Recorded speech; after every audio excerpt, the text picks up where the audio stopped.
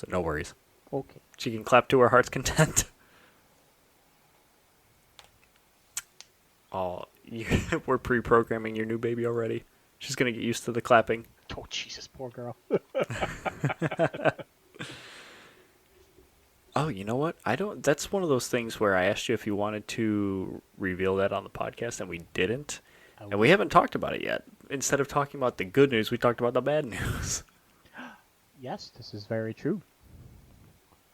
That's up to you. We don't have to talk about it if you don't want to. Well, might as well. I have no problem with it. I had no problem about talking Okay. about almost dying, so... Yeah. This is the opposite of that. Yeah. Like, quite literally, it's just about the opposite.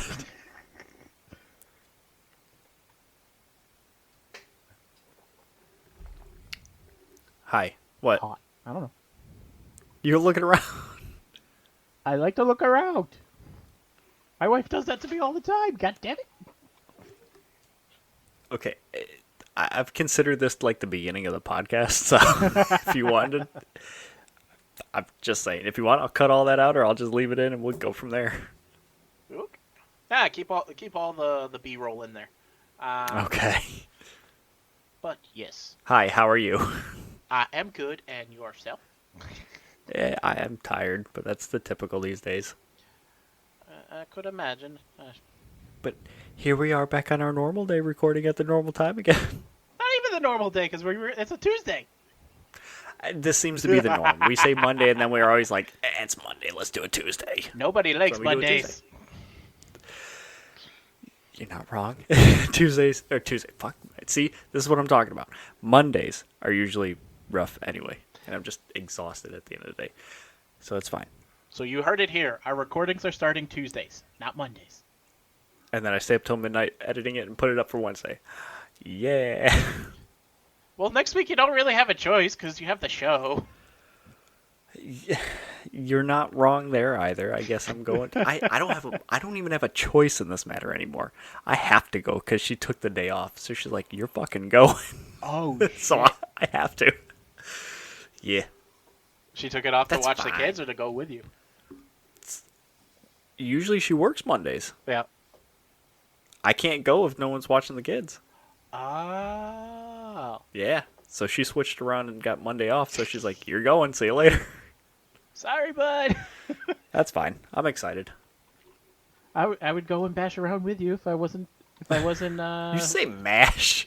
We're not potatoes. I said it's bash. mash. I said bash. B-A-S-H. Okay. I heard mash. Nope. Sorry. I know what Anyway. a mosh is. I'm proud of you. Good job. So on the opposite spectrum of dying, news that we haven't talked about yet because that was your choice. Yeah. This is your news. Yes. If I haven't talked about it in the past, me and Callie are expecting. And while I was in the I middle, think you actually alluded to it during one of the podcasts, and like it just went right by me, and I didn't think about it. maybe Yeah. I don't remember. But yes, you're having another one. Yay! Yay! And while I was dying, I found out it's gonna be a girl. Best time to find out. Oh yeah, absolutely. It's. I didn't. I don't. I hate to make this joke, but it's a reason to keep going. Abs- You didn't let the thing win. Pretty much. Jesus. Oh, it was an absolute demand. I was like, I didn't care, because it was originally supposed to be just my mom and her mom. No, but as soon as I was in the hospital and I knew, and I was and I got out of surgery, because at that point when I went in, I think I either went into surgery or had just gotten out of it. I sent my dad and Callie home because it was pointless. They were just gonna sit around. Yeah. I was gonna be there for at least another day. But one of my demands was, especially when I knew I was going to Be there longer than they were originally expecting. I was like, I don't give a shit. I almost died. I want to know the freaking sex of this baby. You need a little ray of sunshine. Yep, pretty much. So I got to do that. Yeah. Yeah. That's exciting. Yes, we are having a little girl. If I didn't say it earlier. congratulations yet again. We keep saying this. Yay! Thank you. It's exciting. And it's such. I don't know if like. I don't know. I was gonna say it's great time, but I guess it depends on who you are. But like you guys timed it pretty well. It's like Christmas, New Year's, baby. Yeah, that's gonna be fun. Uh-oh. That was not an excited response. Are you good? We don't know if the baby's gonna be before or after New Year's because like Oh shit. yeah, supposedly the due date was supposed to be January like 15th or so, but because of Callie's high blood pressure, the doctors already made it known that she wants to induce like a week or two early. Mm-hmm. So I'm just like, I wonder if they would worry about preeclampsia or something, right. just because of her high blood pressure. But I mean, if it's 2 weeks early and it ends up being like the first baby of the new year, that'd be pretty cool too. That would be her claim to fame. Uh-huh. We got out of hosting New Year's this year, so... Good excuse. Like, not doing it. Yeah. Baby time. Because we had mentioned that. I was like, shit. We timed this well, because we had decided to take on New Year's as our holiday. So to make it easier, instead of us bouncing back and forth between her parents and our parents, they would just come here for New Year's. But then we're like, oh shit, the baby's gonna be born soon. Mm-hmm. She ain't Great gonna timing. be able to do jack shit. Well, hopefully it all works out well. Yes. Yes. Know what I just But realized? we all though? can't wait. What? The poor bastard Sawyer's gonna be outnumbered. Between your kids and Morgan? Oh, yeah. Well, how do you think I feel? That, to my credit, I was born in a house full of girls. You know, it was just my mom and my sisters and me. So, I was the only boy, so nothing I haven't been dealing with already. Okay, I'm used to it. I thought. I forgot that you had just sisters. I thought you were referencing the fact that you and the two girls. I'm like, but you chose your three. Yeah. And, I mean, if you want to also throw in the animals in the mix, it's just me and Noden. Lucy's a Yeah. girl, Elfie's a girl, everybody else is girls. It's just us. Me and my cat. Facing the wave of estrogen. Pretty much. Have fun. It's fun. Yay. I love it so much. If growing up has got me prepared for anything, it's raising girls and being around women. Yeah. I'm good. I'm all set. Yeah, there's no surprises with the mood swings later down the line. Nope. I know what to expect, and I know how to handle it. You're- Yay. You're coming over? Yeah, I'll help you. I'll give you a crash course. No, I'm saying you're gonna run away and come here. Oh. No, you're coming with me. We're leaving. Oh shit! Yeah, I'm gonna have to deal with that around the same time too. God damn it! Let's go get a log cabin out in the woods and just stock it full of video games. I'm okay with that. Okay. Don't tell your wife. I won't tell mine. Nope. Okay. We'll just get a we'll just get a random Starlink subscription. Okay. It's something. We'll definitely be off. All right. Yes, but then once you link to that, you're back on the grid, so no. I opened the window, and my neighbor got home and locked his car, and of course he made it beep, so it probably came through. Jesus. I heard it on my end, so yeah. Oh, did you really? Yeah. God damn it. Nice. All right. Try and edit that one out. Easy. I'll just mute that section. No problem. Hopefully. I know what I'm doing now. At least one of us So- does. I don't know shit. So how was your week? Interesting. Interesting. What makes it interesting? Okay, interesting and then a heavy sigh. I don't know if I'm ready for this. No, interesting as far as like work wise. I'm just like, fuck. Are you still like digging yourself out of a hole from when you were out? It's not so much that. Like, don't get me wrong. I got a lot of like I'm happy to see you're back and stuff like that. But then immediately after that, it was a lot of complaints and stuff that's completely out of our control. I'm like, dude, Hmm. I understand somebody pissed in your Cheerios, but it's not me. They're just upset and looking for someone to take it out on, Yeah, or at least just listen. I don't mind listening. but when you're asking me a question and you don't like my answer, don't bite my head off. You're paying me to do the job. You're not paying me to like it. Well, I'm sorry. Oh, Jesus. If I did that, Was I'd be there working any at a candy good shop. things?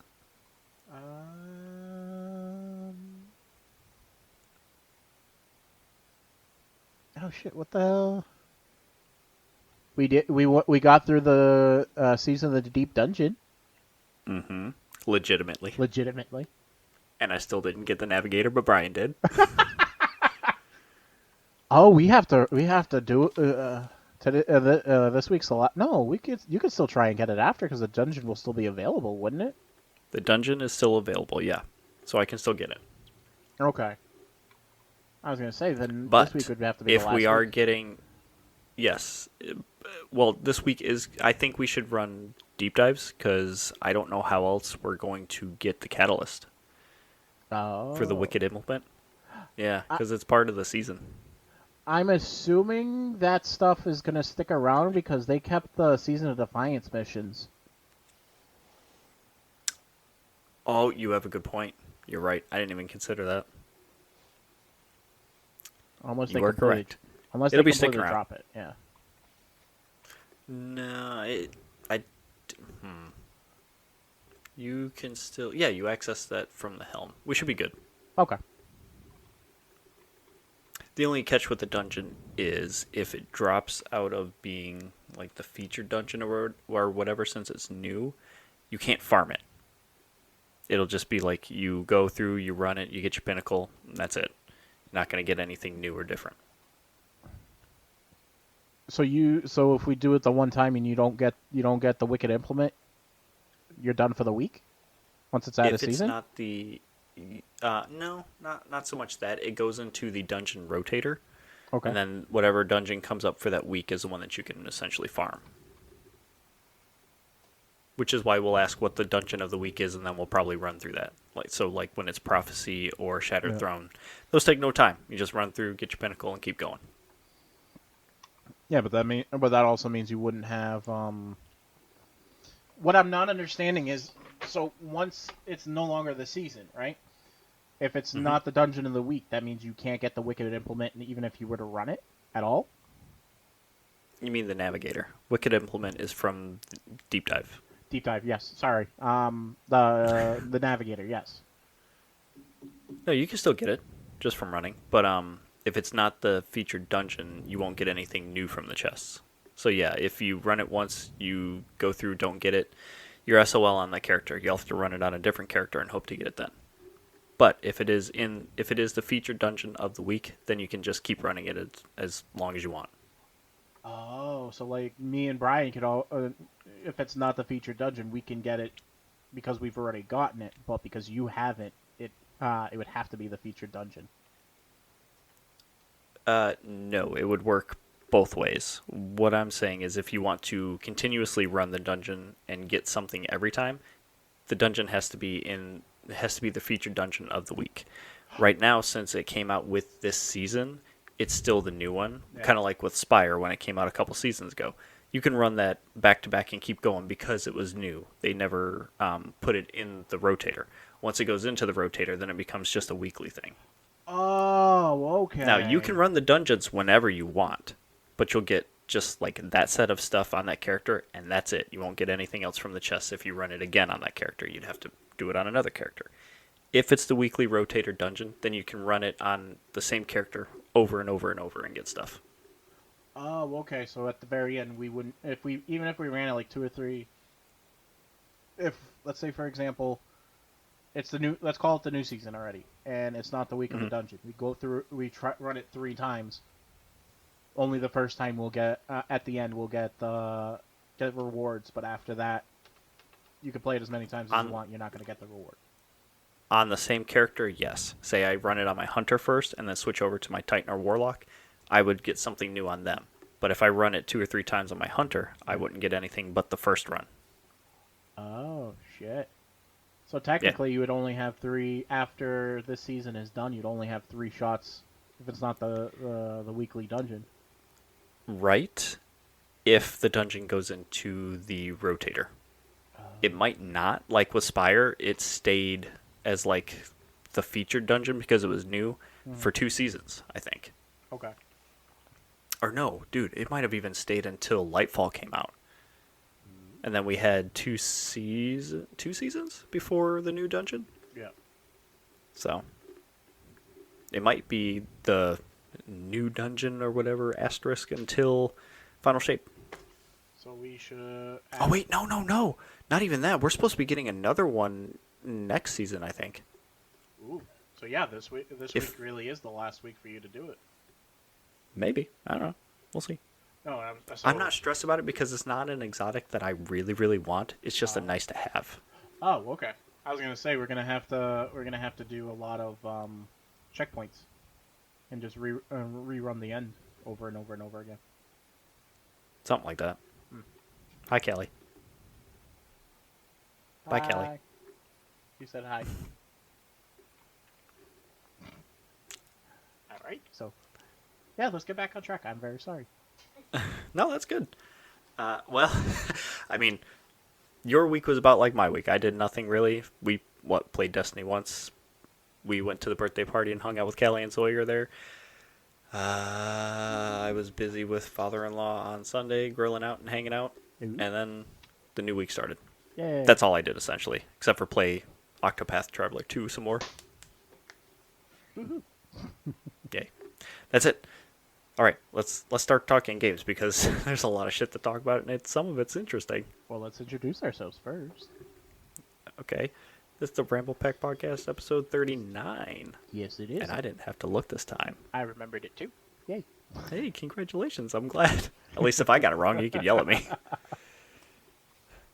All right, I'm still Adam, And I'm still Mike. I hope. and I'm glad you are. Even though I called you a pumpkin at the start of this. I'm not. Well, I gonna guess lie, you said it's red, so it's a tomato. On my end, in real life it's red. On the Discord for some reason it looks orange. So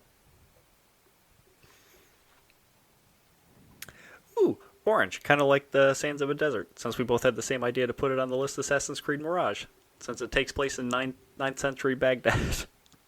It's gone gold early, so it's being released early, by a week. that was a long walk for a short drink of water, buddy. Thank you, I got there. Orange, sand, desert, we got there. Yeah. Okay. Yeah, sorry, I logged in to look at the notes and add something else, and when I scrolled down to it, I just saw the caps. He said, boo, I'm like, oh, sorry. Sorry, I read the article this morning. I'm like, shit. I think I read it this morning, too, which is why I was like, I gotta get it in there. I would have forgotten if I didn't. That and I stole one of your topics last week. So Yeah, fair. Okay, see, that worked out. Are you excited for it? Do you care? I thought it was a neat little thing, but like I said, I haven't been too. Keen on Assassin's Creed? Yeah. After 3, I was just whatever. The fact that they got it's gone gold and it's releasing a week early is cool. I'm also wondering how the development looked throughout this whole time. Very true. Because the news we've been getting lately from everybody else is delay, delay, delay. It's very refreshing to see something Yeah, new. and it makes me wonder how long they've been working on it too. Because besides this one, there was what was it? Codename Assassin's Creed Jade, and they showed off maybe just some stills from that. Yeah. And then they're working on the VR stuff, and they completely switched from what they were doing with like Valhalla and stuff to what Mirage is going to be, where they're going back to their roots. So I'm wondering how long they've been working on it, or if this was a quick turnaround on stuff. It could Just me be. personally, I'm curious. It might just be easier because like they could probably reuse a lot of assets and make it hmm punch it up a bit. Yeah, and they also added some new in-game features, I guess, like new abilities for the character. Yeah. And of course, those things take time, so I don't know. It'd be interesting to see more about it and it actually in action. Know what I'm more interested in? That's coming out Besides soon? me, Oh, that too. But hey baby, we're shaking. What's up? Final Fantasy. Ever Crisis is going to be coming out in September. Cool. I'm gonna finally. Sorry, it's hard to get excited. I'm excited because I'm a FF7 fan. I know. It's free, and I'm finally going to get a new mobile game. Something rather than your slime game. I know. Like the Don't get me wrong, I love my slime game, but it's getting stale. But it's slime. How would it be stale? You tell me. Haha. I was trying to make a joke out of it too, but it didn't work. Sorry. We'll try next time. Okay. I still can't believe it's been 2 years though since it was first announced. I thought it was just announced not too long ago. Wasn't that during their one... I don't want to say big showcase, but it was like Square Enix's own, like, just Final Fantasy showcase of all different things Final Fantasy? You're talking about this year? No, when they first announced it. I Because don't. wasn't that during when they showed off, like, First Soldier and the remake of Final Fantasy VII, and, what is it, the prequel story was going to be coming out, and they gave a tease for the second chapter. Yeah. Was it during all that, or am I crazy? I want to say yes, but I think I'm going crazy too. I just think it's nuts. I mean, felt like it was just yesterday, but Mm-hmm. I'm excited. just because of the way it looked, Especially the most recent trailer, I want to say that they showed at the most recent showcase. Because they're going from a whole bunch of different game styles. ooh, my leg cramps. They're going from a whole bunch of different game styles on a mobile game that is supposed to be a free-to-play game. Mm-hmm. I wouldn't expect that level of at least what it appears Polish? to be. Yeah, I would have what we got with like Kingdom Hearts Union Cross. That I could expect from a free-to-play game. I don't know what that looked like, or what it played like. It was like a 2D side scroller type of game. Okay. Um, Is that what was it? There was one for the DS, I think. It's called like Dream Drop Distance. That was a card battler, and I think it was 2D side scrolling. that was you're thinking of Chain of Memories. That was Okay. GBA. Which one? Thank you. Which one was DDD? Dream Drop Distance. That one was a DS one. I'm trying to remember. Okay, so I wasn't far off. No, it wasn't far off, but it was more. But it was already in like the graphics. It was already like Kingdom Hearts 1-ish. Okay. I don't remember if it was a card game or not. I think it was around the same. I want to say it's the same type of system that the I was Birth by probably Sleep was. confusing the two. Yeah, I think you might have been merging them together, but I would say it was closer to the look and feel, a little more polished of Chain of Memories, basically. Okay. But yeah, Can you pre-install it on your phone? what? Ever Crisis. I don't Can know. you pre-install it and get it ready? Ooh, let me find out. Figured you'd be all about. Let me try that again. Figured you would be all about that. So that way it's like loaded as soon as you woke up. It's like, I'm ready to play. Time to go. I never thought about that. I didn't know games would be able to do that ahead of time, especially mobile games. you can pre-install some apps sometimes. There have been a handful of games from like mobile games from devs that I just follow online or see that's coming out, and it's like you can pre-set it up to download or install today. It's like okay. Ooh, I can. Oh, And apparently well there you Octopath go. Traveler 1 is on here too. It's not the first one. It's their own type of. Do you know anything about the Fire Emblem game that was on there? Or like you know those mobile games where you can summon different heroes across different games and stuff like that, like different titles, and use them to do like automatic battling or like have an RPG team. Yeah. I. That's what Yeah. that's what this Octopath Traveler's like. Oh, okay. Yeah, remind very. I want to say it's close. Same idea as the This Final guy Fantasy. game. Yeah, or that too. I want to say it's close. Same idea as Brave Exodus, which is their other mobile game, and they would do Brave. collaborations with the other Which Final one am I Fantasy thinking of? installments. You just said Brave Exodus. Was it not Brave Xevious? That's what I meant. Okay. I thought maybe that was a different game that I was confusing with too. I mispronounce games all the time. We got to the point we were trying to make between the two of us. We got there. We're good. Took a little while, but we figured it out. Oh yeah. Well, yeah. Shit. What is the point? I don't know. But yeah, I'm now. Thank you. I'm pre-installing You're welcome. Ever Crisis. Does that ruin your Slime Games auto thing you had set up? No, I could. Okay. I can. As long as I don't close out the app, it's fine. Mm-hmm. But you must be excited about my other topic. Which one? Ronin. Because I got excited about both of them for different reasons. Oh, I'm talking about Ronin. Yeah, well, I was until I watched the little teaser, and I was like let down because there was nothing to it. It was cool. It Yeah. was neat how they set it up, especially if you know the comics and stuff. It's like, oh, I know what the candles mean, and I know what's going on. But there was nothing of substance. It didn't show you gameplay. It didn't tell you what it was going to be like, if it was going to follow the comics exactly, or what. That's the point So it was of like, the teaser. like, meh. But we knew it was coming out already. We already had this news. Yeah, but somebody said it, not actually showed anything. But they said it before. Now we just have like solid confirmation saying, yeah, we're doing this, and here's a little thing to show you. But it's still nothing. It doesn't tell us anything about the game. But at least it's out there in the wild, and people know now, hey, this is actually coming.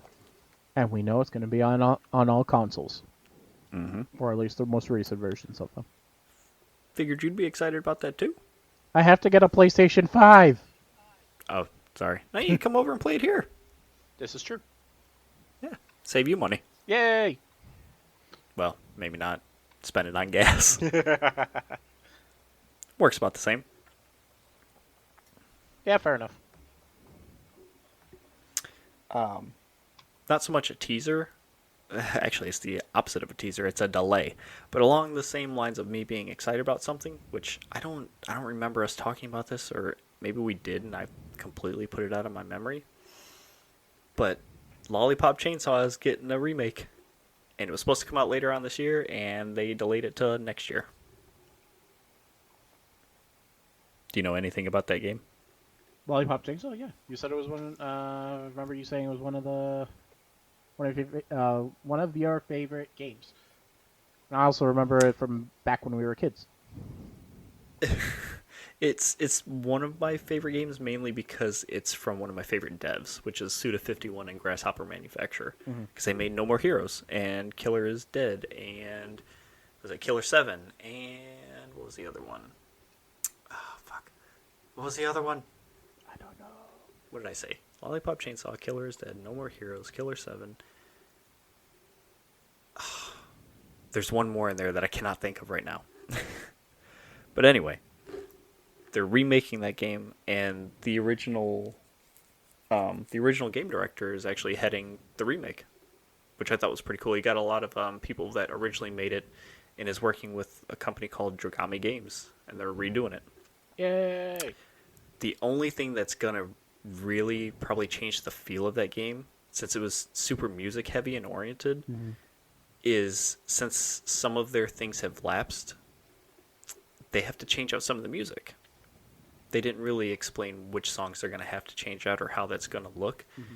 but they're not going to have access to all those same songs that they used to. Yeah. And those songs in different parts of the game or menus or like mini games and stuff, those songs were specific and fit those, and they fit really well. So if they have to change those out, I wonder what they're going to replace it with and if it's going to have the same feel. But they're also working on like the combat systems and upgrading graphics with what they called a realistic approach to it, which I'm like, do you really want to go more realistic when it's already like it's based on B movie campy stuff? Do you really want to make it realistic, or would you rather it be like silly and goofy looking? You're right. Not like super goofy like cartoony, but keep what it looked like. Mm. I don't know. I'm excited to see what it looks like and give it a shot. Oh yeah. The part that I thought was pretty interesting was that they actually purchased the IP from Kadokawa Games. That's who Yay. originally made it, I guess. Or that's the studio he worked with that had it. Yeah. Grasshopper helped publish the game, and they purchased the IP to remake it. So, interesting. Gotta wait longer to see it, though. Boo. I'm sure at that point they were like, it's been this long. What's another 6 months? Right. Just brings us back to that Miyamoto quote. I don't want to say it because I always say it wrong. It's like a bad game is bad forever, but a good game... Wait, what is it? I don't know. Fuck. Let me find it. I did this last time too. Let me find it since I'm already trying to do it. Miyamoto quote. Still better than me. A delayed game is eventually good. A bad game is bad forever. Yes. Yes. That is true. I'm going to have to like write that down and tape it to the wall right in front of me so I never forget. Along with a picture of the game that we are going to be discussing later. Which Queso. one? The one that's going to be the majority of our topic today. I think that's going to be more about everything around it. Because Yeah. the game itself is great. Yeah. I hate that I have to wait so long for the Xbox port when the PS5 one is coming out September 12th. Mm-hmm. Like right after Starfield, unfortunately. But everything I'm seeing about this game and the systems and the story and how you play and stuff, it's like D&D the video game. And I'm so fucking excited. And the fact that it's getting like perfect scores, and it's literally right now it's the highest rated game on Metacritic, at the top of the list, right above Tears of the Kingdom. Save the excitement for when we get there. Okay, yeah. I'll reel it in. What else Okay, was it? let- Sort of exciting and surprising. What? We finally found out who backed out of that $2 billion deal. Yeah, I wonder how you feel about that. Just keep going. We'll talk about it after you get the information out. Yeah. Tell people what happened if they haven't seen already. Yeah. Basically, it's been reported that the $2 billion deal that blew up in Embracer Group's face was with Saudi Arabia. Like the actual prince of Saudi Arabia. Mm-hmm. With their company, what was it, Savvy Games? Yeah. Yeah, they're throwing money at a lot of different avenues, trying to change their public image. I don't think it's working out too well for them yet, though. No. Like they were getting into golf, WWE, esports of some sorts, Yeah. and now this. Basically, I'm guessing they want to, and not to get like too political or anything like that or veer off it. Basically, they want to be the next U.S. And that's why they're throwing their hat in a lot of different things. I don't know. Like, there are things that they're doing are being very successful. They're definitely good at making large-ass buildings. I have nothing really to say because anything I would say would be political, and that's not the podcast that we're talking about. So Yeah, pretty much. we'll be Well, quiet. Yeah, well, in this particular according to Axios, it was like Adam was saying, it was Savvy Group that was backed by the Saudi Arabia Public Investment Fund, which is led by the Crown Prince. I'm not gonna try to pronounce his name and piss him off. Mohammed bin Salman, or how people would say Mohammed Bonesaw, because of what he did. Oh yeah, Yeah. he's over there, Dickhead. not here. Yes. Um, let's see. Well, yeah. But apparently the Games Group is led by CEO Brian Ward. That I didn't know. For people that aren't familiar with who he is, he's a longtime gaming industry exec. He worked for Activision Blizzard, and EA. And he has been very vocal about his aspirations about turning Saudi Arabia into the next gaming hub, basically. So that with that statement, it falls in line with them wanting to do that. But also I'm very curious as to why they pulled out, if that's the actual case. Yeah. Because they don't know if it's basically Embracer's fault for failing to close the deal, or Or they didn't like something they saw. right, because one of the theories was because Embracer Group is still like trying to what the hell are they based out of?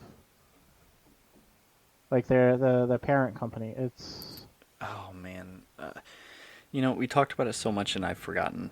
I don't know how I forgot. for some reason I want to say like Norway or something like that, or Denmark. Swedish. Swedish. Okay, close enough. Yep. They're a Swedish video game and media holding company based in Karlstad. Yeah, people are speculating that even though Embracer Group is more than willing to jump into bed with them, Saudi Arabia is not too keen on like the rules and regulations that Denmark has. So that's probably why they backed out. Yep. And people are wondering if Embracer Group's going to go the way of THQ, where they like try to puff up their portfolio, invest in a bunch of companies or buy other things, and then have nowhere to go with it. And they just kind of implode. Oh Jesus! Because after that deal fell through, it's not looking really good for them. They've had to, like we talked about last week, they closed down the one studio already. I'm sure that there's going to be more in the coming weeks, or we might see them start selling off IPs just to recoup some sort of investment. Yeah, basically. How Yeah. how interesting would that be if Square buys back their stuff for dirt cheap? That would be interesting. I also don't see that happening unless someone purchases Square or they work with them to do something. Yeah. I see, with the way things are working now, unfortunately, it seems like it's going to be a purchase/acquisition for any kind of thing to happen like that. That's just me, though. I don't know. Come on, Microsoft. Don't Speculate. gobble them up. Well, Microsoft's actually been doing some pretty decent English. Been doing some pretty cool stuff. They are rolling out today a strike-based system for like the Xbox ecosystem, where if you violate any of their community standards, you'll receive a strike on your account. Depending on the severity of the violation is however many strikes you will get. Yeah. And they're being really lenient with it, I would say, because you get 8 strikes, and then after 8 strikes, you are banned from the ecosystem for a year.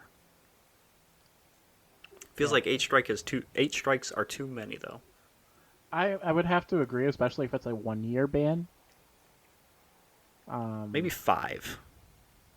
Only because if it's not like you do something, you get 1 strike. No, it depends on what you do, is how many strikes you get.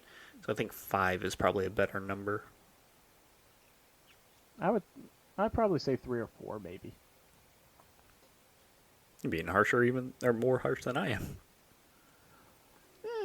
But I mean, with how much of an asshole some people can be these days, it might be warranted. Right, and not to mention the fact that I'm sure there's going to be some type of appeal system to win back these strikes. It could be, yeah. So, like for example, you let's say, like how YouTube has the three strike system, and you can appeal it. Granted, a lot of people have had their accounts deleted Hmm. because of how bad that strike system is. Well, But that's a whole thing too, because Right. like people will utilize it to get rid of other people's content, and then like those who try to fight back can't do anything because they're too small to even be paid attention to. right, So but at least it's a ban and not a deletion. yeah, Ban actually means you still have access to some degree. your thing is still there. You just can't utilize their services. Right. You could still send like, They didn't go the Ubisoft route and delete everything after so long. oh fuck. I have a quote here, though. It says that the system is meant to clear up confusion regarding how Xbox enforces its community standards and help players keep track of enforcement actions made on their accounts. And it's So, definitely a lot better than how was it Destiny that did it? what's that? I'm trying to remember what company recently said that they implemented a hot fix to go against like cheats and stuff like that, but they're going to be a lot more aggressive now about it than I want to say it was Destiny.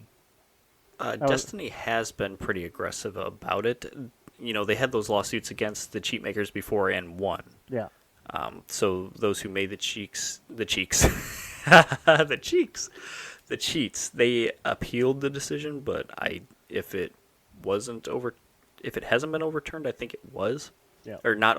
I'm sorry, not overturned. It was still in favor of Destiny, and they still had to pay. But it started off with one person or Yeah. one team that they were going after, and then there was like another one or two also, Yeah. which I think after that, and I hope other studios follow suit too. Mhm. But Bungie just implemented a age verification thing for accounts on Bungie.net, Yeah. and that is to keep in line with the changing internet landscape for other countries and stuff. Like, they have the games for the US and put out things here, but a lot of that data collection and stuff that they do, just like any other company, there Right. are different rules across in the EU and stuff that they have to abide by as well. Right. And I believe that the age verification thing is part of that. Okay. Um. Now, But as for anything else dealing with that, I don't know. I haven't heard anything about it. and this is more out of curiosity. I'm not trying to put any eyes on us or anything like that. But like, Hmm. you know how we use that bot system that allows us to get the check marks or the Hmm. checkpoints. Yeah. Is that considered a cheat? No, because it's not manipulating the game in a malicious way or anything. Botting is illegal, but it depends on how you do it, I guess. Well, probably botting is just illegal in general, but what this is doing is, unless it's not a script running, it's Mm. just something you set up on the computer that automatically does something in game based on parameters. Right. If somebody wrote a script to set it up, then it's probably set to where you spawn in, that character automatically goes and kills himself, so that way you can also follow suit and get the checkpoint for yourself, and then you just jump out so that somebody else can take your place. Right. If it's not a bot, then it's just somebody sitting on it and doing that, waiting for people to join in and killing the character, so that way they can get the checkpoint. Okay, so it's really more a charity type of thing. Yeah. Somebody being a good bro.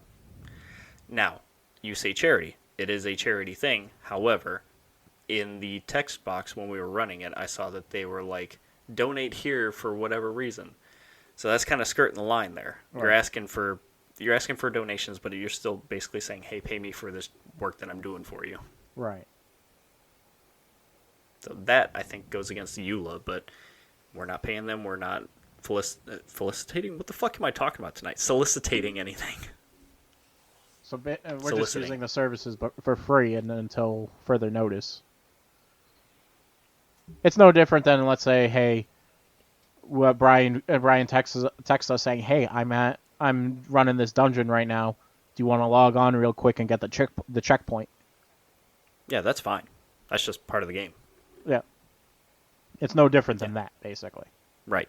So long as they're not running anything that's injecting code into the game to change it for themselves, we're good. I always wondered that. I'm like, shit. Especially when I Yeah. read the article, I'm like, should we stop doing that? No, we're good. We are not the ones doing it. Yeah. It's not like we can't get there. It's just it takes a long time to get to some of those points. Yeah, yeah. I was actually very surprised at how quickly we got through the season of the Deep Dungeon this time around. Yeah, that wasn't too bad. The final boss just took forever. I think it was just getting used to the mechanics. Yeah, but it was just like a lot of running around and trying to stay alive because all the damn moths. Yeah, those fuckers suck. Yeah. Especially when, I don't know if you noticed, but that wizard, after like so long, they'll like wave their arm around like a half arc. Yeah. And 6 or 7 of the moths spawn around them and then just go out and find whatever they can. Oh, absolutely. The It's second I see annoying. them, the second Brian was complaining about it, I was like, shit. As soon as I see them, I try to shoot them down as best I can. I think Galley was helping out with that a lot too, because I would hit them with the rocket, Yeah. and then like the little tracer things would go off and hit whatever else they could find. So probably dealt with a lot of that. Mm-hmm. Oh, it was fun. Were you running Strand Yes. while we did that? Okay. Were you running Suspend? I was not. I was using oh my god, I'm brain farting. The original one. Arc. No. The one that makes you look like Spider-Man. Oh, Grapple. Yeah, grapple. Okay. Well, I bring up Suspend because Diablo 4 suspended trading until further notice. I know, that was a hard transition, but I got there. That was bad. Hey, I tried. I still got where I wanted. I'm good. Diablo 4 is not letting you trade anymore because of an item and gold duplicating exploit. Oh jeez. They don't have any more information as to when it's going to be fixed or if they have a fix right now or anything. They just shut it down today and was like, "Hey, we noticed this is happening. No more. Shutting it down for the time being." Right. And this happened with Diablo 3 as well. But I'm not going to fault them because it's like you get a bunch of people playing any kind of game. They're going to find a way to exploit it and do whatever they can to get the most out of it. Oh, absolutely. Are you kidding me? Just the ghost dungeon alone. How long? I know, look what we did. Exactly. And we didn't exploit it more than we should have. It's just, it took so long. I know. Actually, I think our successful run took about as long as it did just whittling them down with Witherhoard. Less annoying though. True. You are not wrong there. Way less annoying. Yeah. If there's a cheat, people are gonna take full advantage of it. Absolutely, especially with video games. You know what the first cheat I remember ever using? You remember Nitto What? Racing? No. You don't remember Nitto Racing? Mm-mm. Well, it was basically it's not really. For the most part, it was free to play racing game where you race people, gain money, and you can buy better cars, color them the way the hell you wanted, and everything like that. Okay. Eventually, there was a cheat that you could install that auto runs the game over and over and over and over and over again, just so you can keep getting money. Obviously, you have to understand you do this. You can't use it on like PvP type of stuff. It's just meant to repeatedly run it so you can get your money whether you win or lose. Right. And holy shit, we took full advantage of that freaking thing. Of course. Like we'd go into the class, and it's not like we did this at home. We did this on the school computers. There was a group of us that would, as soon as the classroom starts, we'd go over to the computer desks, install the game, install the cheat, have it run while we're in class, and then got through our classwork as quickly as possible so we can get to the game. Jeez. Uh-huh. All right then. I think toward I mean, I'm not going to fault you for it. I totally get it. we took full advantage of it. Look at how quickly that happened. There have been plenty of like offline video games or what have you where I'm like learn about an exploit to get a bunch of items because Yep. it's way quicker to do it that way than just sitting in one spot doing something for so long or having to trek back and forth between places. Right. Just easier to do that so that way you get what you want so you can play it your way. Right. Exactly. That was a big thing with Tears of the Kingdom when it first came out too. There was a lot of duplication glitches that people would discover. It took Nintendo a week and a half to patch one, Yeah. and like 3 more sprang up. Oh Jesus. And it was like weekly patches with new exploits coming out and them trying to patch them up so that way it didn't happen. There hasn't been one since, unfortunately, but it's one of those things. Doesn't mean people aren't Gonna try. Right. And get enough people together, they'll find one. Oh, absolutely. So you are on YouTube a bit, I'm assuming. Yes. Or like when you're bored. Have you heard of Did You Know Gaming? No, I don't think so. Check them out, especially if you're bored. They do a lot of Oh. pretty neat information about video games and stuff. Yes. Okay, now that I'm thinking about it, I remember because they do like the history of stuff, and some videos they have like tell you like the random facts about games and stuff like that, right? Yeah, and usually we'll theme them like N64 facts or GameCube facts or Pokemon facts or shit like that. Yes. Yep. On their most recent episode, it was like titled specifically New N64 Facts that hadn't been talked about or shown off. They spent a while translating interviews from articles over in Japan Yeah. and got some new information from those. But at the end of it, they said that they will be launching a Kickstarter soon for their own tabletop card game called Do You Know Gaming. It's basically a dungeon crawler where you pick your character, they have their stats and abilities, and you're going through the dungeon, and to beat enemies and stuff, you have to answer video game trivia stuff. That's cool. Yeah, I thought that was really neat too. So I think I'm gonna back it and get it. Let me know when it's going, and I'll join you on that. Okay. I have something that you could actually play right now.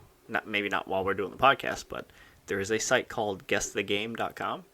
It shows you increasingly obvious pictures of a video game. I think it's up to 6. The first one is the most obscure, and the 6th one is the most obvious. You have to guess the name of the game, and it's literally all just video games. They could be screenshots from it or pieces from stills, Yeah. and you have to figure out what the game is. It's fun. It's a nice little time waster. I think there's 400 or 500 puzzles on there for you to guess through. Oh, I gotta check my email. Destiny put out an email today with some stats of like your own plays, like when you started playing, your most played season and stuff like that. It's telling me my most played season was season 20, but I didn't come back until Season of Defiance.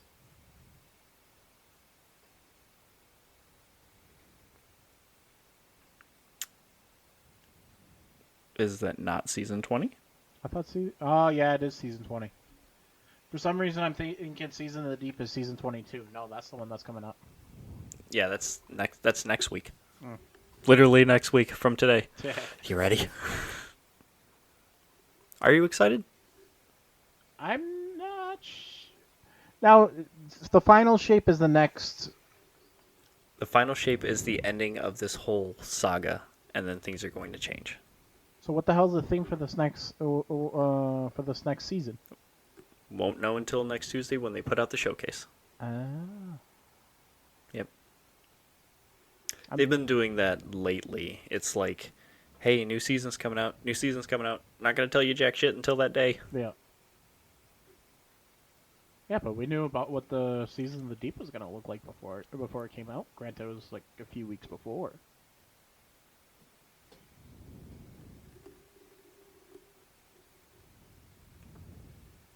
Was that based on the leaks, or did they actually come out and say anything? Because they changed their communication strategy. It might have been leaks, because I think I remember you showing images. Okay. You bad pad person, you. Yeah, well, I didn't leak it. I'm just reporting it. Yes. Wahaha. I'm not going down. You can't take me with you. But yeah, I'm gonna check out the Kickstarter as soon as they launch it and see what we do from there. Oh. Because it sounds pretty neat. Did you ever play the DC Universe online game? I did not. Didn't even know there was one. Oh wait, that's No, I'm thinking of the Marvel one, where you get to create your own superhero, whatnot. Are you sure you're not thinking of City of Heroes? maybe.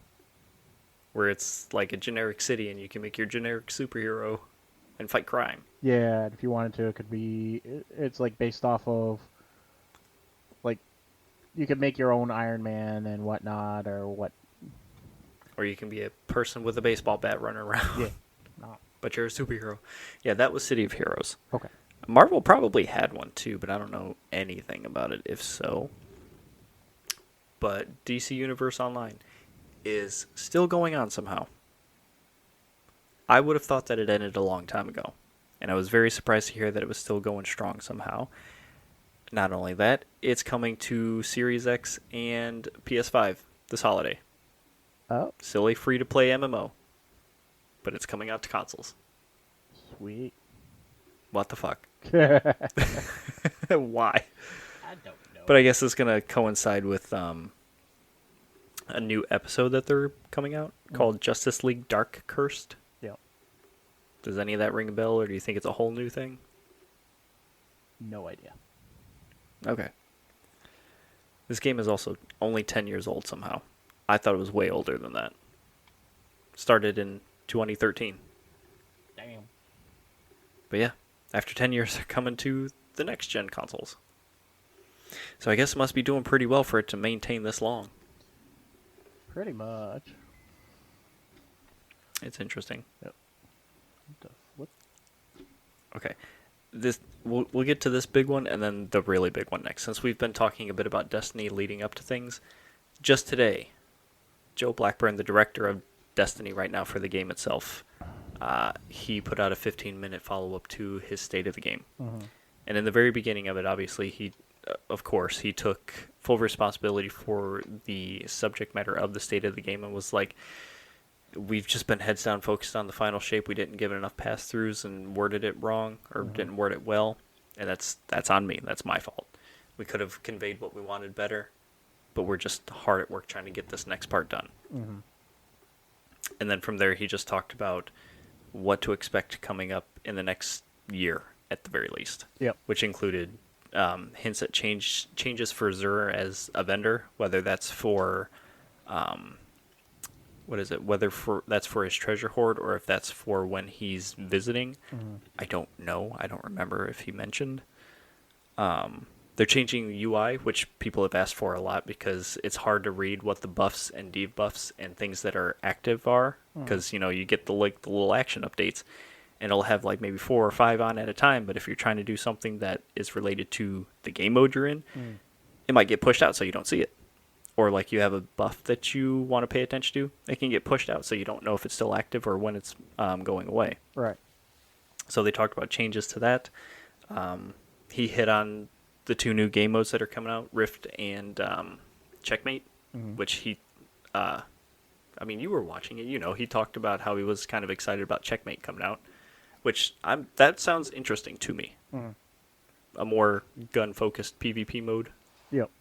Rather than ability spam. As it should be. You are free to take over at any point because you watched this more recently. And it wasn't Rift. He said it was they're going away from Rift. Rift is going. What did I say? You said. I said Checkmate. You said Checkmate and Rift. I meant to say Relic. Relic, yes. That's my bad. Relic is the other one. Rift is going away from competitive. If it's going to be in just basic PvP, I don't know. But he said they are taking it out of competitive mode and replacing it with some of the other game modes. I like how he made no mention of Gambit at all. Yes. That was another thing people picked up on, is like, we got the tiniest mention of Gambit in the last thing, and he made no mention of it whatsoever. So it might be safe to assume that it's curtains for Gambit. it's I My mean, they also pointed out that it's the lowest populated thing, so they didn't want to put more resources than necessary to it. So maybe there just really wasn't anything left to say about it. could be. Stop short of saying we're taking it out back. basically other than them saying that we're gonna be getting free maps and a free Yeah, that is a new thing too. Sorry for interrupting you. No, it's okay. They said, during the state of the game, they're like, "Hey, you're getting a new map here and reprised maps here." And now he's like, "Yeah, besides that, everybody's getting free maps, plural." Mm. And not only that, there are maps specific to certain game types. I guess that would fit more in line with those game types, which is cool. I just wonder what the change was, because they only focused on what the one PvP map and the reprise map for Gambit, and then something else, and now we're getting 2 to 3 question mark, maybe more. Who knows? I'm wondering if What do they've you had think? these. I'm wondering if they've had these at the ready, and we're just like, we're gonna release like one every season or whatnot. Like a contingency plan? Yeah, no, well, not that, but they were like, oh, we had these at the ready. We're working on them. Well, we're gonna set it out like once every season, one every season, one every other season, and then they What I realized, got from that is that it's going to be all at once. no, Like it's here are the maps. They're going into the game, but they will be only during this game mode and this game mode or something like that. no, that I understand. I'm saying like what their plan previously was probably something like, oh, we had these at the ready to release every other Oh, I see. season. Splitting up instead of doing it all at once. Right, and then now that they're Gotcha. hearing a lot of backlash about it, they're like, "Oh, screw it, put it all together and let it go." Could be. Um, what? They're changing how our. No, go ahead. No, I won't read the list. I want to hear what you got to say. I was gonna say because I'm not a big PvP person anyways because I suck at PvP, but I do like the fact that they are moving an Eververse armor to the core game for us to be able to obtain it without having to pay for it. Hmm. But at the same time, I believe this is going to take place. I'm sorry. What am I trying to say? It's going to take the place of the ritual armor from vendors, I believe, like Yeah. from Zavala and Shax and Drifter. yep. I could have been reading that wrong, but I think that armor is going to be obtainable through one of those vendors instead of like the normal ritual armor. And that came from, he was talking about how they prioritized, and I quote, armor that people care about rather than just your basic armor. Like he broke down armor categories, or like how they categorize armor and priorities into like your base world stuff, your ritual stuff, your silver stuff, which is like Right. Eververse armor and things like that, and then like your base, like the base idea of what a guardian would look like, also including what the theme of the season is. Right. They prioritized armor that they thought people would find cool, which to me reads what we would want the players to buy, because that just sounds like what the Eververse store is essentially. Right. But without communicating that to the community. They didn't tell us, hey, we're changing our priorities. Here's where that's going. Here's what's going away. Here's what we're doing in place of whatever. They didn't talk to the community about that, and he said that that was one of their failings. They should have prioritized communicating that to people so that way there was no unrealized expectations or anything like that. Right. So, I mean, good on them for putting out, or taking away from the Eververse store and putting it out for people to earn. This is also something that people have been asking for a long damn time. Basically, which is what I was trying to get at. It's the fact that like literally the conversation we had last time was the ritual armors was reskins of a reskin of a reskin. Yes. Why can't it be? And I get his explanation as to it's supposed to be the look of a generic guardian type of thing. But at the same time, people do want to be able to get armors that and not have to pay for it. I should. That was never a problem back in D1. Right. Because if you remember, like, doing the raids and stuff like that would get you some of the coolest armor that you would see. And it was all earnable in-game. You didn't have to spend silver to get it. Well, not only that, because his point was, oh, we have an armor set for dungeon, cool armors for dungeons, or the armor look for that season and whatnot. And I'm Right. like, I get that, but at the same time, players should still be able to have a variety of being able to play the game and get a cool armor that is not going to be tied behind having You're to do saying the season. players need an incentive to run certain things. Right. Like, if I want to, like, the reason why I went for, I played Strikes as much as I did on top of, because of, Guardian Olympics, was because I wanted that glaive. Like that you called it Guardian Olympics. Whatever it's called. I don't fucking... Guardian games. Guardian games. My first time, okay? Let me be. But I really liked that glaive. So I went after it. Which is fair. They should do... But that's also a weapon over armor. Yes, but at the same time, I'm not a person that is going to go out to do dungeons and do raids and shit like that. You are now. I am now. But that's because I'm with you guys. I won't do it on my own. Right. You can solo a dungeon. You can do it. I believe in you. Can I? Probably could. Do I really want to? Depends on the dungeon. We still need to get you through some legendary lost sectors on your own so you can get that title. Or get your rank up. Yes. But that's my point. Some people look at for example, my father-in-law. He doesn't do that stuff. He's just a casual player. Yeah, he doesn't give a shit. He just wants to play the game. But there should be an option for people to be able to get cool-ass armor just playing the game. That's not just a season locked behind a season. That's also subjective, too, because some of the armor that's already in the game we might not find cool, and, like, casual players do. And they just straight up don't care about the Eververse store itself or spending money on the game. They're perfectly content with what they got and what they have access to. Right. But, like, all their stuff is fragmented as it is, so even if they wanted to get into it, it's fucking tough. Mm-hmm.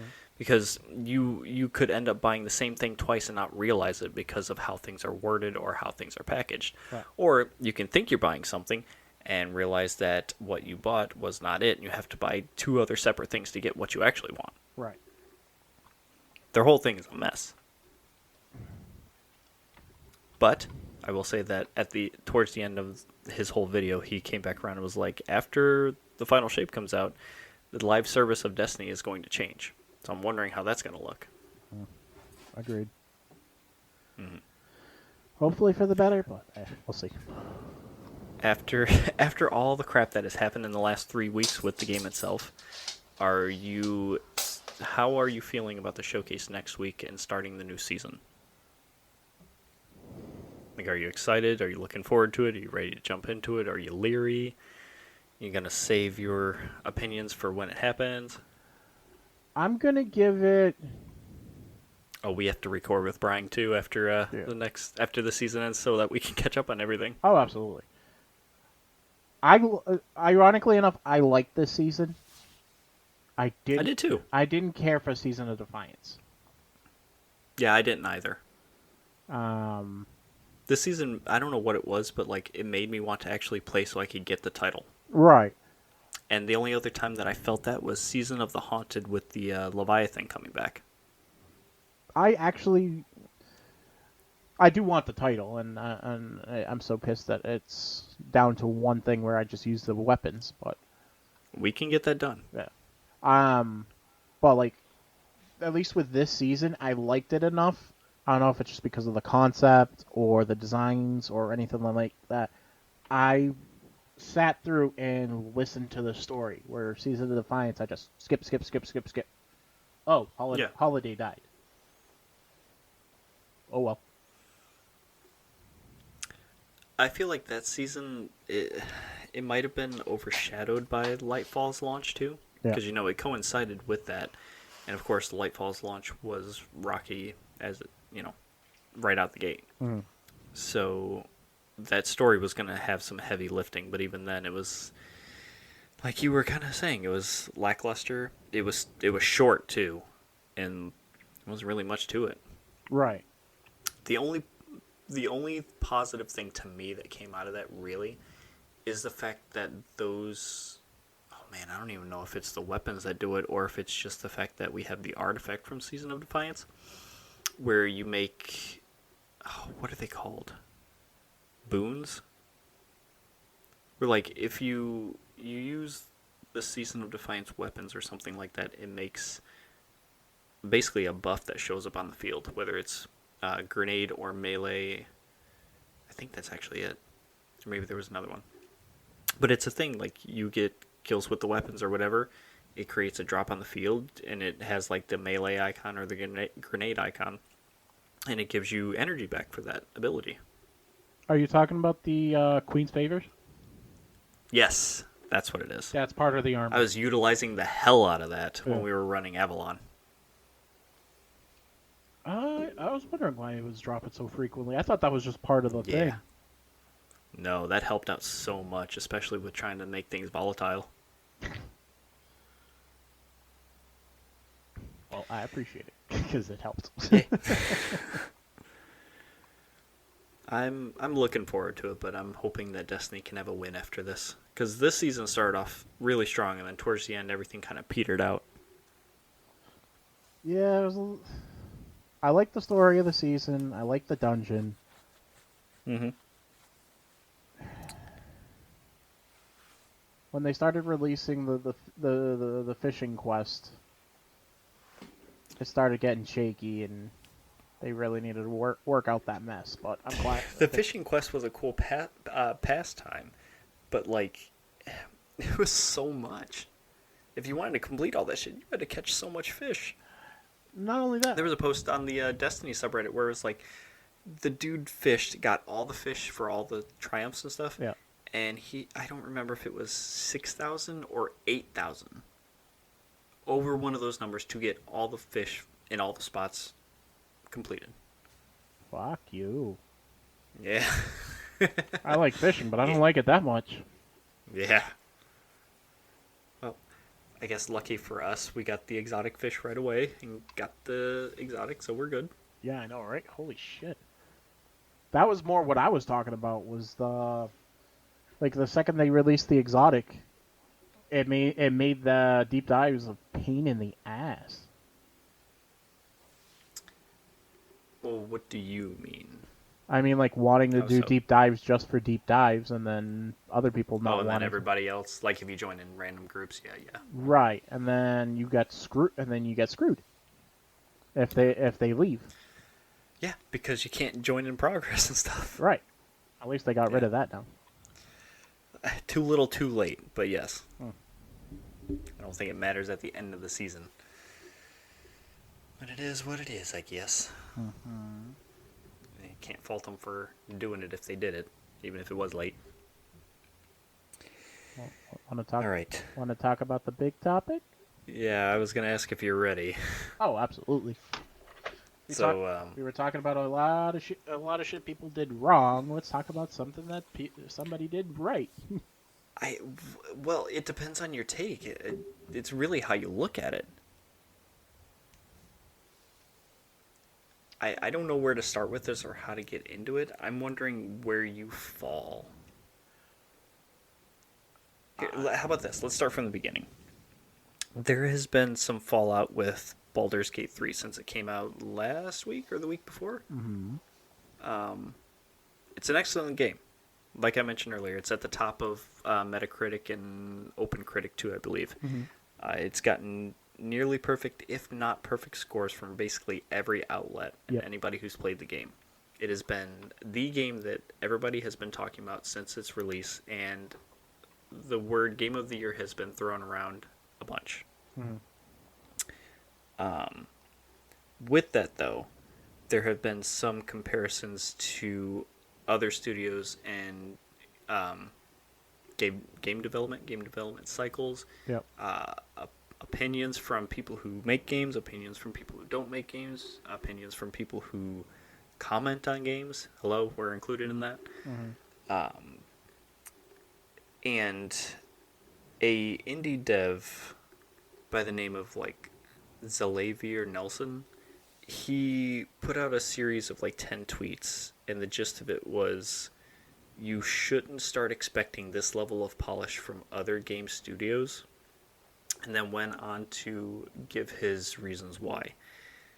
Basically, he's saying that this type of game is an anomaly. It's not the norm, and it shouldn't be treated as the norm or have an expectation for this to be the norm from other studios. Mhm. The dev cycle for this game was 6 years. And this was across 400 people, 400 employees in 7 different countries. Yep.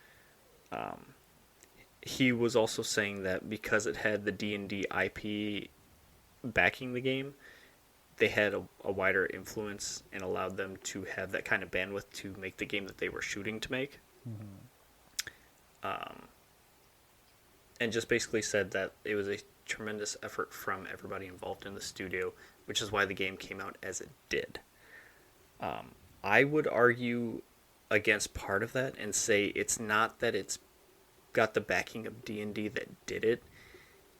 It's the studio itself and word of mouth that has helped it as well. Plus, the game itself was out in early access 3 years before it came out. Mm-hmm. So whatever issues they had with it, they actually were able to work on and get fixed and add more polish to before it was fully released. What did you read through any of those tweets or anything? Or do you have any opinions on that part? As far as what he said, I am on along the same lines as you, except I'm going to be a little harsher. I'm going to answer his question. Yes, I expect that. I expect that level of dedication to all my games. Nowhere. I'm gonna say wait. Bad choice of words. Dedication. I don't think that's fair because you have these people who are making the video games. I would say that they are dedicated. Okay, let me. That's why I was going to explain myself. On more expectations. Do I expect companies, whether they're indie developers or big name companies, to actually give a rat's ass and do their homework to put out a game? Yes. Does it need to be, and this is not to be confused with the look of the game.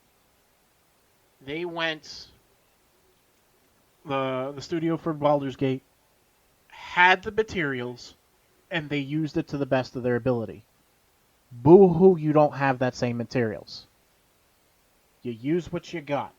There are plenty of people who have said good things about indie games. That's not what people are talking about. What people are talking about is games getting put out where they're paying for a product and the developer's not delivering. What you are saying is that got started because of this guy's tweets. This Yeah. is basically what set off all these events that we're getting into. Right. Like, I mean, he wasn't the only one to say it. There was a handful of others, but he was the loudest one and got like picked up by other people and were saying yes and no to him and caused like a lot of this back and forth. Right. Sorry. Please continue. This is his tweet, and it's nothing against him or anybody else that share his sentiment. I get where you're coming from. I feel for you. Trust me. I know it is hard. I would. I could not picture myself doing what you do. But at the same time, you know what you're getting yourself into. It's more of the fact that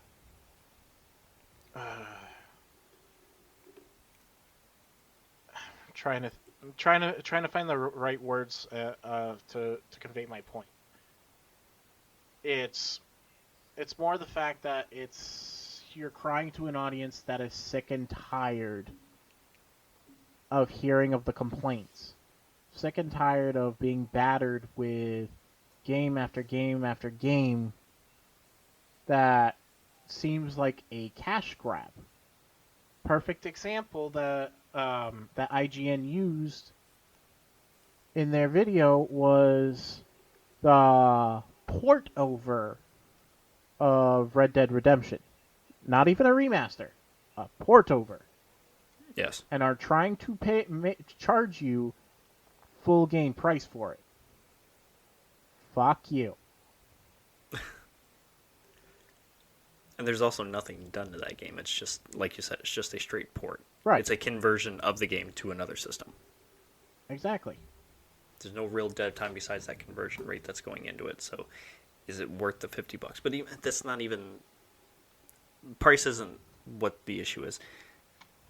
To me, it's sure you can't expect that from other studios, but you can expect a level of polish from them. Now, to play both sides of the argument, we've had a major upheaval in the world itself in the last 4 years. Right. A lot of shit has changed and gone wrong and fucked up a lot of stuff. Right. It ruined a lot of the dev cycles on a lot of games, which is why there was so many delays for next-gen games that were supposed to be coming out in the last couple of years. Right. Things have been working out to where they're able to, but the games that have been released have also been released with a lot more problems. Some of this is to blame. Some of this is on the studio's backs to blame them because they didn't squash the bugs, they didn't do what they needed to contend with these issues so that way the game would come out in a better state. But you also have to remember that a lot of these studios have publisher backings or are being backed by other companies Right. that set these deadlines and goals for them to hit. If they don't hit, they don't get paid. So a lot of times there's just not enough time, resources, bandwidth, what have you, to be able to hit the points that they would prefer to, so that way the game is their ideal, or in their ideal state, and just have to get it out the door because of time constraints or budget constraints or someone on high is saying, do this. And that's That is where Larian Studio got a leg up on. They created the game and they published it. right. But that's kind of pointing to what we've been harping on week after week after week. Give the studio what they need, and don't constrict them with your time constraints and shit like that, and let them do what they're supposed to do, and look what can happen. If only business would work like that, though. If only, yes. But at the same time, eventually people will get fed up and stop paying for crap. You're not wrong. Look at the movie industry at this point. Look at the actor strike. Look at the writer strike. Look at the VFX artists attempting to unionize. People have shown at the box office, this is crap. I could see video games going the same way, especially when it's been proven. I mean, they kind of already are going that way, but I don't know. Like, some people don't care or care enough to where they'll wait for games to be in a more stable place. I just feel like this is a good example of something like that, where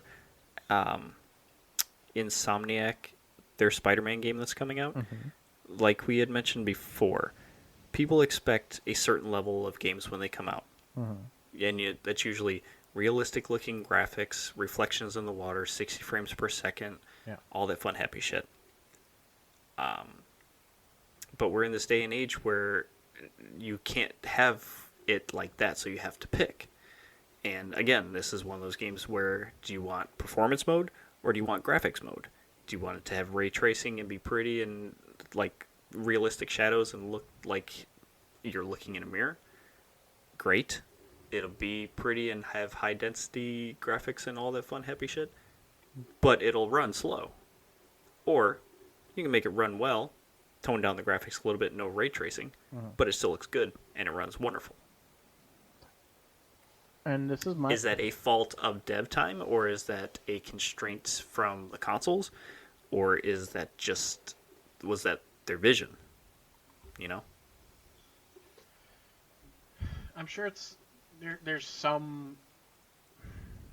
I'm sure there's some middle ground between all of that. But ultimately, at this point, it's. I know it's going to be a far cry for me to say. I think, from the gamer perspective, it's. The graphics can be as pretty as you want, but if the game sucks, it sucks. Mhm. I want it.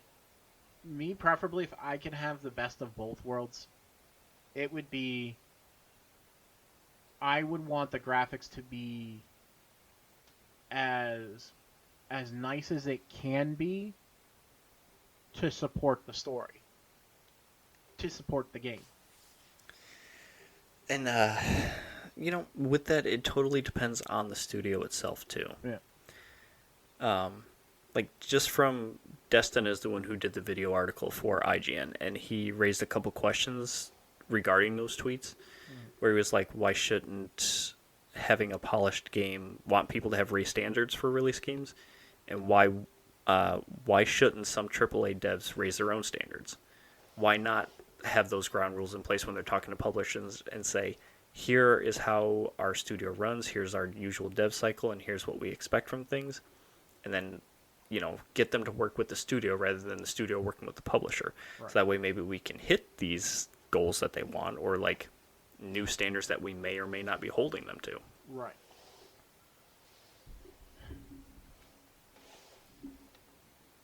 And He also was wondering if consumers should be a little more upset than they are about this or not. My question is who is aware? Does everybody even feel this way?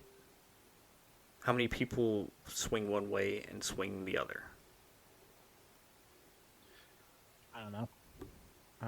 Yeah, it's also kind of a tough argument to have because, like, I understand both sides.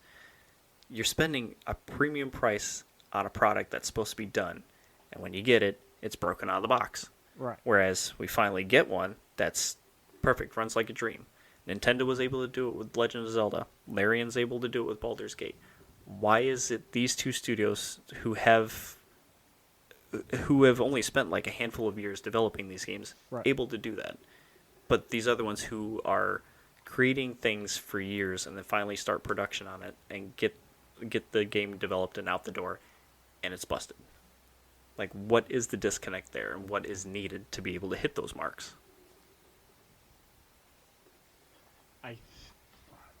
I think Despite people claim, like the tweet says, where it's an out of the norm, then let's make it the norm. How they handle it, you can scale it down, and I get it. That's really wishful thinking, though, because especially if you are on the backs of the publishers, it's all money at that point. And usually there's just a set amount the publishers say, okay, we'll give you this amount to develop the game so long as we make this percentage off your sales. Yeah. At some point, they can't just keep throwing money at it because then it's going to hurt the company. Mm-hmm.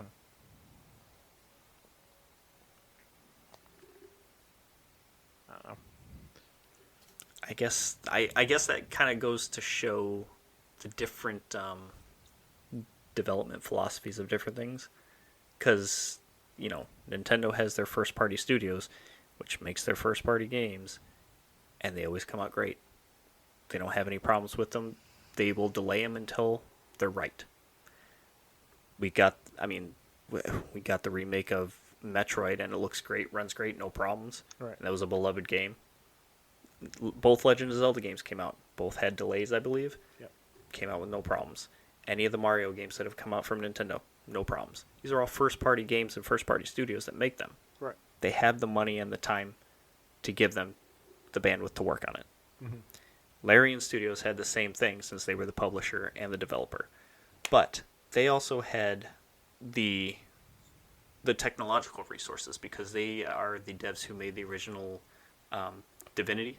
Do you know those games or that game series? Yeah. Like Divinity Original Sin 1 and 2 or whatever it is. Mm-hmm. A lot of those systems in that game are kind of like the backbone of what is in Baldur's Gate right now. It's based on the tabletop D&D combat rules. You've played D&D, you know how things flow. That's basically how the game flows. It's also smart to where you can tell it, I want to do this, and the game says, okay, we'll see what happens. It doesn't handhold you, and it doesn't wall you off from doing things. Right. A lot of that stuff was already partially developed or worked on through the Divinity series, and they just built up from there. So they kind of had a foot in the door already. But it's still just it's completely different when you're comparing studios, because it's not always apples to apples. Then let me make a correction on my statement then. It's going to be more so me saying it better then, but I'll correct it to a certain degree. But it comes back to me saying you need to utilize what you have. If you know you have, like you said, you have a time constraint, you have a money constraint, you can only do so much. Don't oversell it. There needs to be That's a realization. hard too, because people get things built up in their minds even if you don't say anything. But that's where people need to stay realistic. And I Good get luck. and I get that. I know it's a hell of a lot harder than Yeah. to say it than actually do it. But it's possible. I'm not gonna fault the creators of Baldur's Gate for using their own assets, for using Yeah, no, not at all. for using what they had on hand. They did their job and they did it well. Right. They found the secret formula for them, and it worked, and it showed what people want, because they can tell where the time and effort. And to your point, you can also look back to BioWare with Mass Effect and the Dragon Age games. Yeah. Those were universally loved and were excellent games, even though I'm sure that they had budget and time constraints too, and they worked within that. Right. They didn't bite off more than they could chew.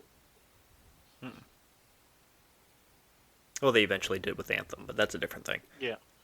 Well, for the most part, you notice the Yeah. good games, they didn't bite off more than they can chew, and I expect those games. They had a clear vision and knew how to make that happen and did it. Right. And then everything else was just icing. Right. And they're building, as you said, with each installment or each different game, they're building on their assets. Right. You can't say you and I are going to start a new video game studio, and we're going to build. And We are? Yeah, I know, right? Yeah, I can't wait. Starting tomorrow, we need to make the next Spider-Man 3. Whatever. Want to? Sure, why not? All right, let's do it. But you can't. You still have to build up the assets at that point.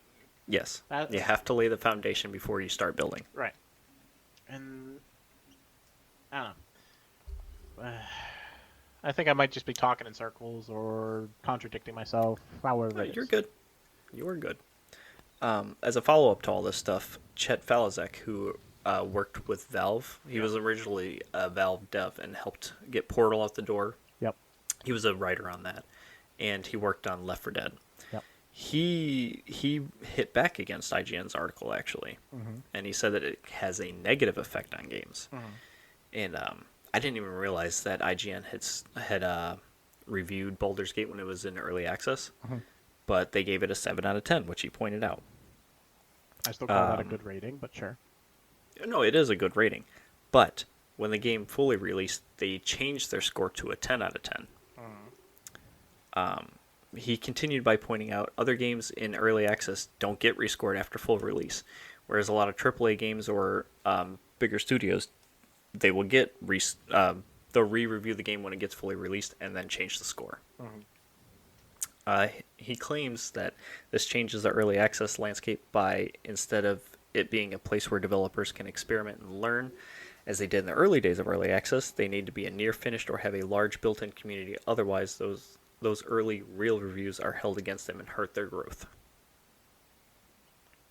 So, for you, I wrote questions at the bottom so I didn't forget to because I was wondering, do you think should early access games be reviewed or scored, or should they wait for the game to come out entirely and just like touch on the game, say, hey, check out this game, it does this, blah blah blah, wait for the full release to get the score? Or do you think it's fine to review early access games with the caveat that the score should be changed on full release? Or something entirely different? Do I think early access games should be scored? Yes. Should they be given a chance to have that score changed later on? Yes. To answer the question as to whether or not early access games should be nearly completed, yes, actually, yeah. I should look at for example, perfect example is Dreamlight Valley. Yeah, that game was basically done besides a handful of things in early access. Right.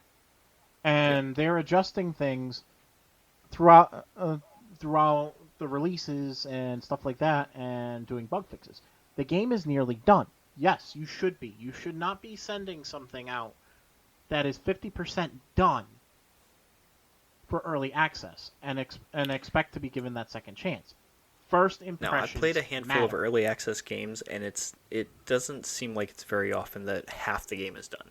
It's usually the game itself, for all intents and purposes, is finished, Yeah. minus like a handful of bugs or glitches or additional story elements or whatever. It's just these little things that they want to add on to it, or they want to keep iterating on. Right. That the game itself is done, but they put it out in early access so that way they Right. can start making money off that to put into the studio to keep it going so they Right. can keep working on it as well. Totally depends on how the studio is set up. Right. Usually that's the case, is so that way they can make money to continue to work on it or whatever reason. Right. If a game is coming out in early access where it's only half done or half baked, yeah, don't bother. That'd be fucked up. Right. I don't think it's the large built-in. A large built-in community helps, but at Yes. the same time, Which is what you'll see in a lot of indie games too. Right. They'll like build up a community and then put it out in early access, or they'll get people to wishlist it on Steam, and then right. they get a bunch of money for doing so because it drums up excitement for it. Right. And you've got an installed community that you know is going to purchase the game. Right. That part I get. Yeah. But if you're going to release something in early access, it better be playable. If it sucks Yeah. in early access, I'm sorry. If it sucks, it sucks. That's Right. just the game. But if it sucks and there's nothing there, then that's just not it.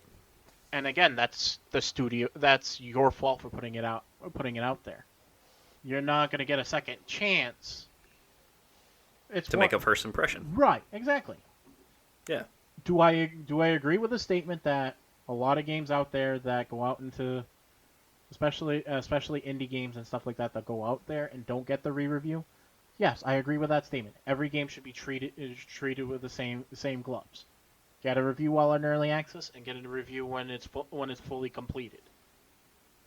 but at the same time, I don't want you bitching that you got a bad review.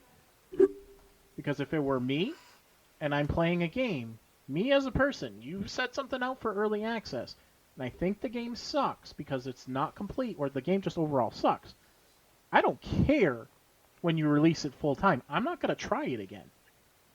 Unless it's free or extremely discounted. Well, see, that wouldn't be fair, though. You wouldn't be giving the game a fair shake after it's completed. You can't. You have to expect some level of jank or issues when it's in early access. Usually, those games have a disclaimer at the beginning saying, "Hey, yeah, this game's not entirely finished. There's still things we need to work on, but it's available to be played." There's a level of janker where you run into glitches and stuff like that, but where the game is completely broken, That's a totally different story. If the game is just unplayable, sure. yeah. That's more where I'm getting at. If it's to that point, then yes, I have an issue with it. Shame on you. You shouldn't be releasing it that early. Right, but do you think AAA games and studios are changing that landscape for smaller studios? As in making them send it out even sooner, or when it's more completed. it's to where it's less of a experimental area to figure things out and more of a you have your shit together enough that you can play in the sandbox. Mm.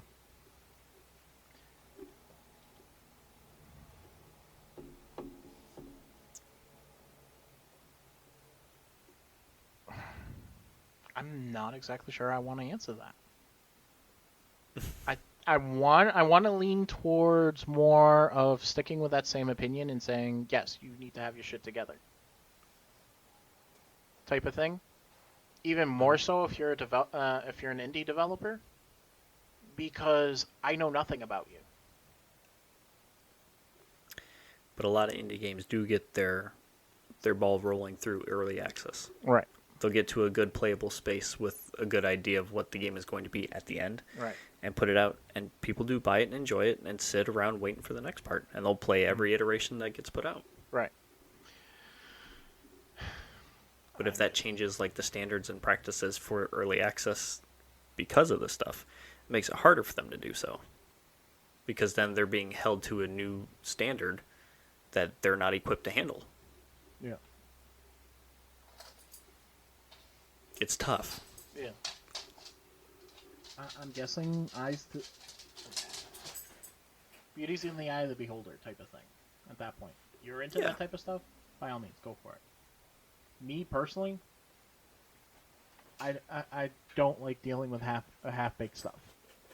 And that's fair. If I knew going into it type of thing that hey, like don't get me wrong, I like the idea and I watch a whole bunch of I like watching YouTube videos of people creating their games online and showing, hey, this is what I'm working on and stuff like that, and they release bits and pieces of that stuff for you to play around with and stuff like that. Don't get me wrong, I love that shit to high hell, but I know what I'm getting myself into. Mm-hmm. Whereas when I think early access, I don't think that type of stuff I think is beta, like real beta, where early access is like, hey, my game's almost done. I need you to try this out so I can do little tweaks, and you get to play it ahead of time. That's what I think early access is. That's the definition of early access to me. Okay.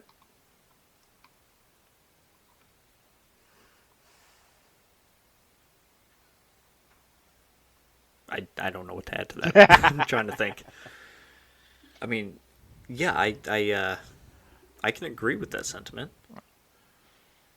Do you, especially if you have to pay for that early access?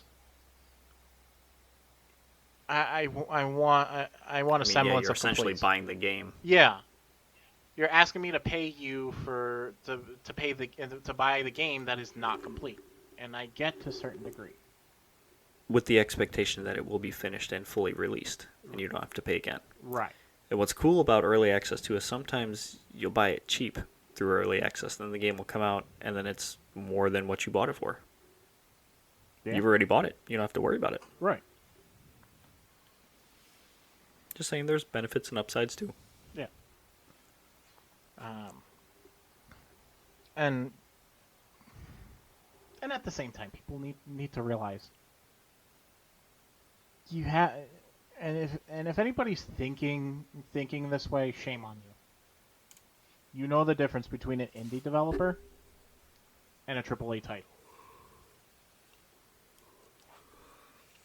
There is a certain there because the guidelines I was giving is more like broad overall. I want it finished to a certain degree. It's my money and I need it now. Basically, if I'm going to give you my money, I want my investment to be worth it. But at the same time, I also understand if I'm paying for an indie game, I'm not expecting Joe Schmo up the street is going to have a game that's to the level of Square Enix's next Final Fantasy installment. Yeah. That's what people need to get into, and that's more where I was getting at. But that's just setting expectations. Right. That's the point. It's you're setting the expectations. Yes, you want it to be good.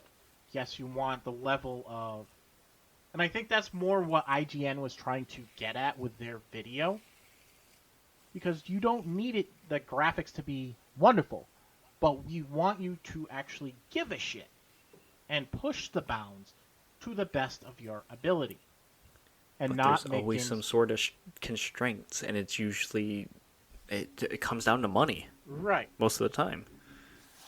But at the same time, the crap that's coming out makes it seem like it's a cash grab.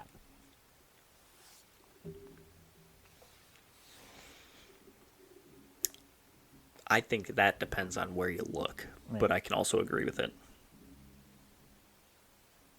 We even talk about it where a lot of games are focusing on microtransactions and shit like that.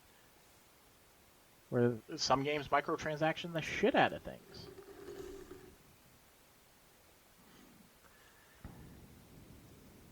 Yes, but it's also slowed down a lot, and it's more game specific now, like the type of game.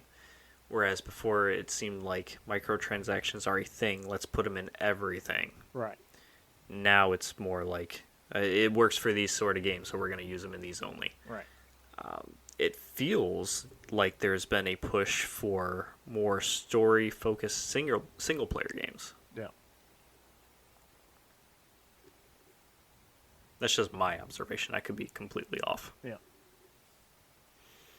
And that's the cool thing about all this is everybody's opinion is going to be different. Yes. I guess what is the moral? Set your expectations appropriately. Yeah. Basically. But at the same, set your expectations appropriately. As a consumer, set it appropriately. This is what you want. If you're going to be spending your money, know what you're paying for. But at the same time, developers and publishers need to understand. You keep putting out crap, and people are going to be unhappy. They're going to Start let you actually speaking with your wallet know. Basically. rather than just saying it. Do it. Basically. Yeah. We're how many years out of the pandemic already? Let's. I think it's time. I think we need to. We're not too far off from them starting to announce new generation of consoles either. Yeah. We're probably going to start hearing something in the next couple years. I mean, if anything, we may get that Switch number 2 next year. We'll see if they start announcing shit around holiday or not. Yep. Now, do you think it's going to be another Wii U or? Oh, fuck no. If anything, Nintendo's good about learning from their mistakes. It's not going to be another Wii U. I hope not. No, God, no. No, they're gonna. It's going to be pretty close to what the Switch is. Whether it looks different but has the same functionality, Yep. or it has similar but different functionality but still looks the same, I don't know.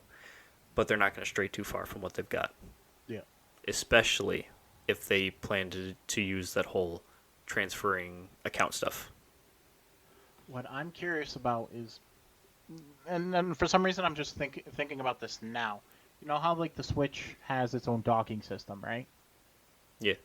What if down the line, maybe not Switch 2, but playing off that same idea as what the PlayStation, we're hoping PlayStation 5 does with their handheld system, where the docking system becomes like the main computer, where you could still play games on the Switch or future iteration of the Switch, but the bulk of the load is from the docking system, so that you can still play it as long as you have an internet connection. Or That's a very interesting idea. because Like the dock is the hub basically, and everything runs through it, and you can take the handheld thing wherever. right, exactly.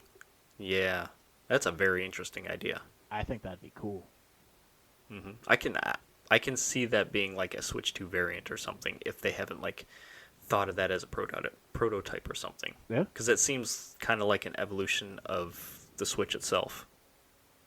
Because think about the Switch already is a fusion of the Nintendo system with the Game Boy. Yeah. Now it's just upgrading it to the point where the systems can run with the big boys, like the PS5 and Xbox. The only problem with that is connectivity. If you're taking it out places, it needs to connect back to something. Well, if Yes. you're accessing those offline, because remember, the Switch still has cartridges. Right. They're the size of like an SD card. Allow it to be But able to do you both. don't have to be online to play those. Right. I I don't know. think finding a nice middle ground. Like, yeah, you could still, if you have like the cartridges and stuff like that, or you have the game basically downloaded on the SD card for the handheld portion. But when you actually do, you can play the beefier games, or it runs better, or whatnot. Easier to swap out. Or the dock itself is going to be like the main base, but you can load a handful of games on the Switch itself and take it. Right. Exactly. So we can play those offline out somewhere else. Yep. Okay. Look at us. Nintendo, if you're listening, we want some of the money. We want to work in the R&D department. Yeah, I know, right? I'll do it for free. Well, not free, but Fuck is wrong with you? What? no, fuck that. I want, I want to be able to pay my expenses. Jeez. That's it, and let me play any Yes. new systems What? as you get it. I'm not asking much. As you get it. If we're working in R&D, we're making it. I know. I think we need to go to bed. Yes, we do. How long did we be on? Oh, 2 jeez. hours, like you said. Damn. You called it out. Yeah. Did you get your slime game done? I haven't logged in yet, so it probably is done. Cool. But no, All right, work it. What? No, I was gonna say I like that conversation just because we're getting to the point where people are they're not taking the crap anymore, and people are realizing what we've been talking about for weeks, and it can only go up from there. So you think it was a constructive conversation? Oh, absolutely. And Okay. And as much as the crying that's going on right now about what's going on with Baldur's Gate 3, it's got to go up from there. Once the crying subsides, people are going to realize, okay, we know what the new bar is. We need to get moving. My opinion, anyways. Okay. I feel like that was a good episode. Yes, it was. It was fun. But now it's time for sleep. Yes, let's close this out. Yes. Everybody go to sleep. But before that, you can find us on social medias. Yes, and now YouTube, right? No, YouTube, not YouTube. Never heard of YouTube. But yes, we are on Twitter and Facebook and Instagram, and we are now on YouTube, so you can listen to us on YouTube. I haven't put up any actual videos, but I've got ideas and stuff. We'll see what I put together. You can But watch for now, our it's pretty just little another logo, place. which we now have. Yes, Yay! our pretty new logo. Pretty new logo. Yes. Yeah. And then I've gotten emails from Amazon saying, hey, put your podcast on our services too, please. So maybe I'll add us on there, but we're on Spotify, Google, and Apple, and Anchor for now. Yay! Maybe Amazon coming soon. We'll see. This is like the third email they've sent. It was like, please put it on. We don't even have to host it for you. Just link it. So we'll see. Yeah, people. All right. You ready? yes. Okay. Good night. Good night. Goodbye.